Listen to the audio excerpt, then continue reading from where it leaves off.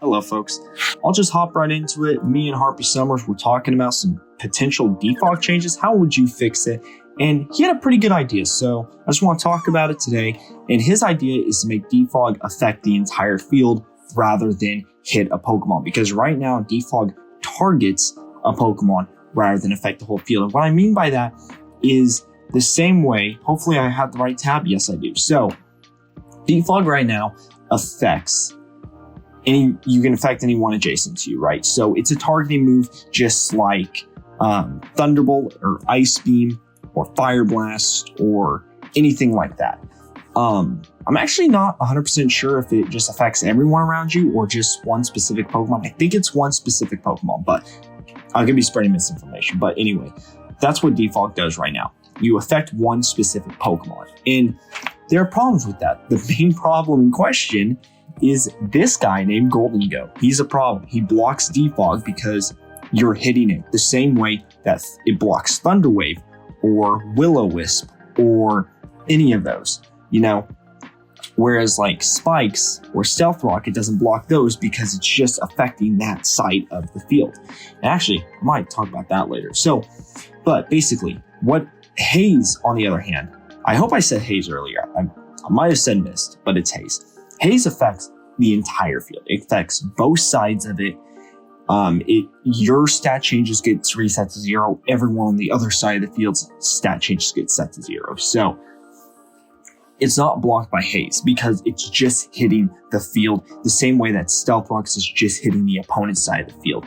And so defog's a weird one because defog, it both does affect both sides of the field, it affects the entire field, and it also doesn't affect the entire side of the field. And I think this change could actually fix an inconsistency there. So first of all, what are the pros? The pros is this annoying guy named Gholdengo can no longer block defog because it's just affecting the entire field, which is great. It doesn't solve all of defog's problem, which we'll get into later, but it would stop Gholdengo from blocking defog with its good as gold ability. So basically defog's unblockable now, and great, there's no more defog blocking. Yeah, it's probably going to slow games down a little bit, but you can actually get off defogs a whole lot safer now. Gholdengo is still very useful because it's always a switch into status moves plus rapid spin, plus it's usually running air balloons, so it's usually a guaranteed switch into Great Tusk at least once a game. And yeah, so that's the pros. The con, it would also just fix some inconsistencies with the move in general. And what I'm talking about is defog clears away everything and this was changed. So it used to only affect the other side of the field. But now I think they changed it in Gen 6, it clears Spikes, Toxic Spike, Stealth Rock, Sticky Web, and the eventual G-Max Steel Surge away. And it eventually also cleared the terrain, but terrain's both sides, so that's not the problem. The problem is it does clear away Spikes, Toxic Spike, Stealth Rock, and Sticky Web on your side of the field and on your opponent's side, which makes sense, right? It also clears terrain, which is just affecting the entire field. The very rare G-Max Steel Surge, it affects that as well. But the biggest thing is though, it clears Light Screen, Reflect, Safeguard, Mist, and Aurora Veil away, but only on the target side of the field. It does not clear it away from your side. So it's really bizarre how defog, and defog clears away Spike, Toxic Spike, Stealth Rock, and Sticky Web on the opposing side of the field too. So this is a very weird inconsistency where, yes, you could have Stealth Rock and Sticky Web on your side of the field. You could have Stealth Rock and Sticky Web on your opponent's side of the field, and you could both have Aurora Veils. And when you use defog, you blow away all the hazards on your side, all the hazards on your opponent's side, but only the Aurora Veil on your opponent's side, which is a really bizarre it's not super bizarre. It makes sense. The differentiation of hazards versus, I don't even know, what would you consider like Aurora Veil? Let me look real quick. What would you consider this? A screen, I guess, a safe veil. I think that's the best you could call it. Like, you get what I'm trying to say. It's just a little bit weird. I understand it, but it is a little bit weird. So this would fix that inconsistency, because I'd assume in this world, you would also blow away the light screen reflect safeguard and mist on your side of the field. So it would fix that. However, there are some cons, and the cons I could think of is because it does blow away those screens. There's some screen setters that you'd have a harder time partnering with your own Pokemon. So this would be like Corviknight and Mandibuzz. Probably couldn't partner up with Ninetales or Alola as much. Couldn't partner up with Grimmsnarl as much. I've seen some Deoxys speed running Light Clay for the double screens because it's super fast. I've seen some Glimmores even running double screens because it's just such a common lead. I have seen Sandy Shocks. Sandy Shocks isn't very relevant in OU anymore, but in UU it has ran a Light Clay set before. So that would be the con. The con would be it'd be harder to run those screen Pokemon on your own team. And by the way, I'm just talking about Gen 9 right now. Gen 9, that's it, not Natex. I will get into Natex later. So those are the pros and the cons of this. However, I don't think this actually solves that much of a problem. You see, when I was going and looking at Pokemon with Defog in this generation, the list is super tiny. It is so small. It's pathetic. It actually should probably be a crime against Pokemon. I understand wanting to take away these TMs that too many Pokemon had access to, I guess. But look at how many defoggers there are in Gen 8 OU. It's so many more. And I'm just looking at the relevant ones here. You have Corviknight, Landorus Therian, Pelicanetic, Tornadus Therian, Zapdos. These are UU Pokemon, but they're still relevant. Mandibuzz, Hydreigon could run it. Latias sometimes ran it. Rotom Wash, which is technically an OU Pokemon, but they didn't bring it up to OU because they didn't want to screw up the UU tier. But Rotom Wash runs it. Scizor could run it. I wouldn't even consider Scizor a relevant Defog user in Gen 9 anymore because it lost Roost. So yeah, even though it kept Defog, it lost Roost, so it lost its recovery, and now it plays a Sword Stance role because you want to keep Knockoff in close combat and Bullet Punch and U-Turn and Sword Stance. So why the hell would you put Defog on an offensive Pokemon? Doesn't make sense. So I think that's the bigger problem actually, is they took Defog away from too many Pokemon. And even if this change was made, there's really only 3 Pokemon that this really affects. 3.5. It's actually 3.5. Corviknight's obviously the biggest one. Corviknight is still a good Pokemon in OU despite Mr. Gholdengo blocking its Defog. It's the only Defog user who can really say that. This is a normal set. Obviously, Defog would allow, Corviknight to be run on stall even better than it is. It'd bring back the balance meta a little bit, because I don't feel like balance is very popular. I feel like hyper offense is what OU is dominated by right now. So I feel like Corviknight can make balance a little bit more relevant. And yeah, I just feel like right now with Defog getting blocked so easily, and it would also make Corviknight a whole lot more popular because it's one of what would be maybe 3 relevant Defogger users if this change were to be made. So yes, Corviknight's popularity would soar pretty much. There were 2 other Pokemon I did want to bring up though, that would benefit from this Defog change. Mandibuzz. Mandibuzz is a great Pokemon. Knockoff, foul play. It's one of a few Pokemon that actually kept toxic. Not many Pokemon kept toxic in this metagame.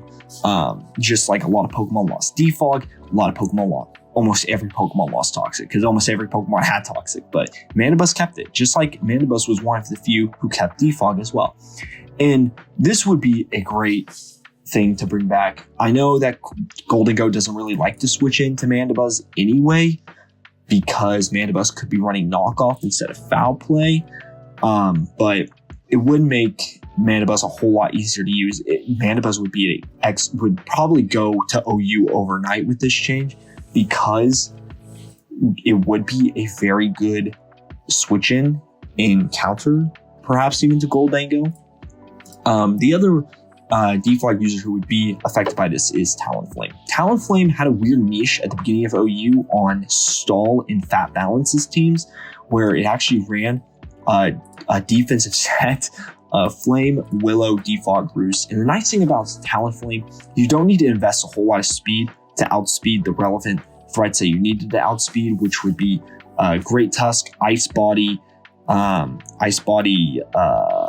Excalibur on the very off chance that it was Ice Body Excalibur, Gholdengo obviously in Glimmora as well, but Glimmora you can't really do anything against that because if it has Power Gem, you're done with Talonflame. So it also has Flame Body, which is really good against the physical threats. But yeah, this Pokemon would actually be able to be more used in OU again, which it still has this niche, but it's just not used very often because again, the whole point of this, half the point of this set is because there's so few defoggers in the tier. Talonflame's a defogger. It could be a defogger.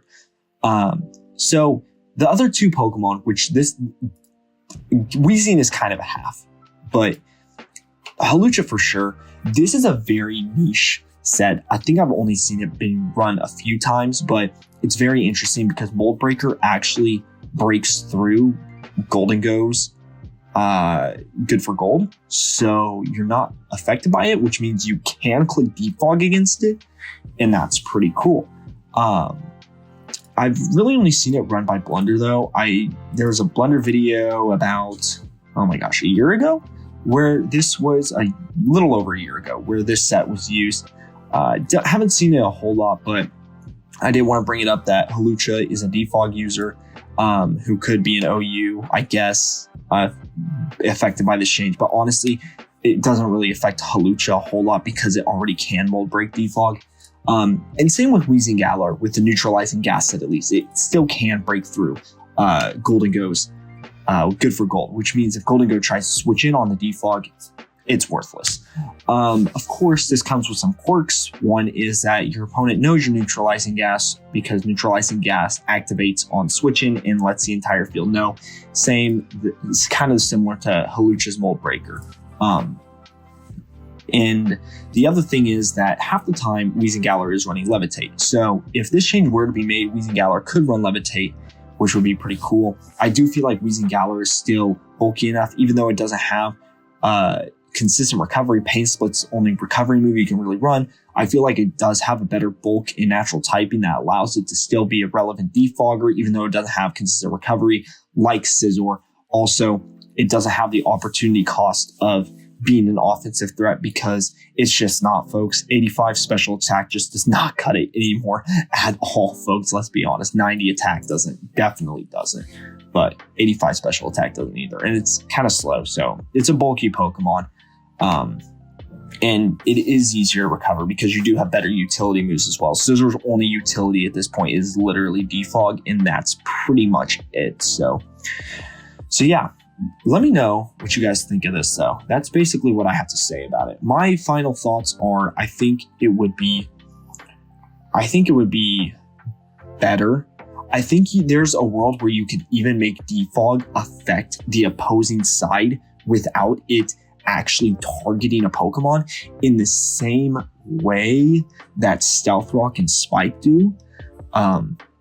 I think there's a world where that possibility does exist, and I feel like that's a better solution actually than making Defog just target the whole field. Although it targeting the whole field does fix that consistency where you blow away your own the hazards on your side of the field, but you don't blow away the screens on your side of the field, whereas you do your opponents. So I do feel like this change would be good overall for the metagame. I feel like it would definitely curb Gholdengo, which I think is very necessary because Gholdengo is one of the most annoying and best Pokemon in the OU metagame. Oh my god, I didn't even talk about Natdex. And I do feel like I do need to mention Natdex real quick because this would help a lot more there. Because believe it or not, folks, Natdex is a very popular format. Gen 9 OU, this is for the month of May, had 61,000 battles, whereas Gen 9 Natdex had 90,000. Natdex is the more popular tier right now. And there's a whole lot more Defog users there. So as you guys can see, as I've already talked about a little bit ago, who would all be affected by this. And I think, Pokemon company isn't gonna like make a change because of an AtDex, but I do feel like it's relevant to bring up because that does make me more